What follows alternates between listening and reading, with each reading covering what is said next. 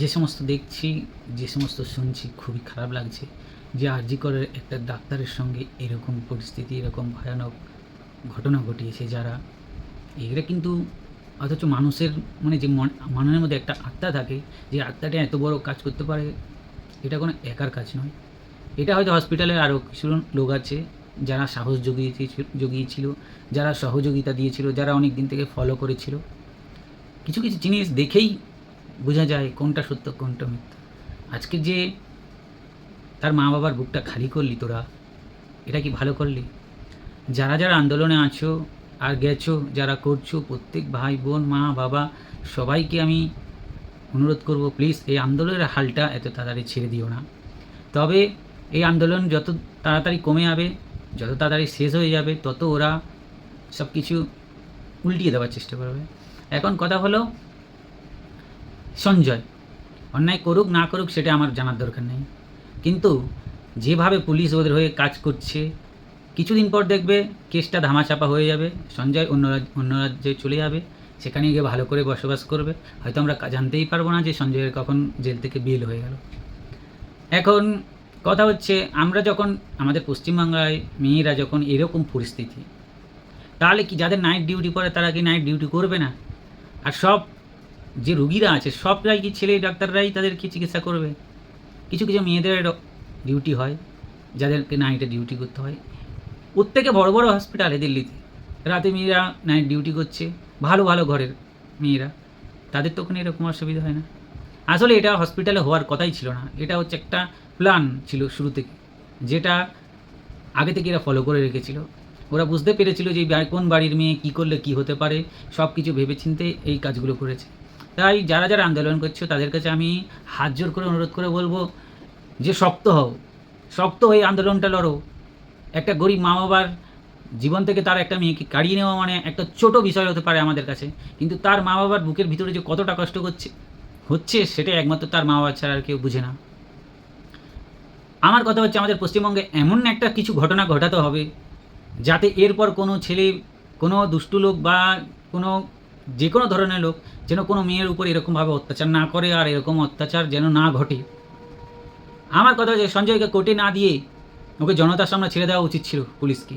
Police কেন phone করে বললো, বা হসপিটালের লোক কেন ফোন করে বললো তোমার মেয়ে আত্মহত্যা করেছে? নিশ্চয়ই সবাই যে যার নিজের স্বার্থ চাইতো।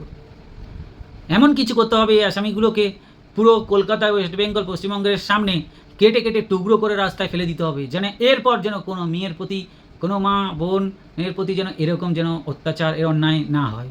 সবাই যেন ভালোভাবে চলতে পারে, সবার মনে যেন একটা ভয় থেকে যায় যে এইরকম কাজ করলে আমার এইরকম শাস্তি হতে পারে।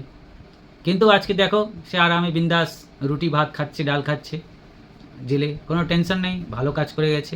তার হয়ে পিছনে লোক আছে, কোনো টেনশন করার কিছু নেই। কিছুদিন পর সবাই চুপ হয়ে যাবে, মিছিল বন্ধ হয়ে যাবে, টুক করে বেরিয়ে যাবে, অন্য রাজ্যে চলে যাবে।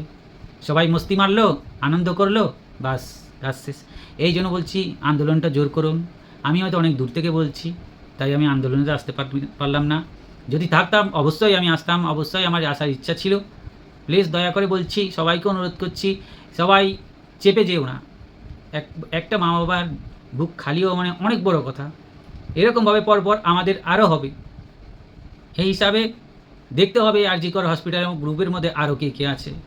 আমি তো ভালো করেই বুঝতে পারছি পুরো একটা কমপ্লেন করা ছিল, প্ল্যান করা ছিল এদের মধ্যে, যেটা এরা অনেক দিন থেকে ফলো করেছিল।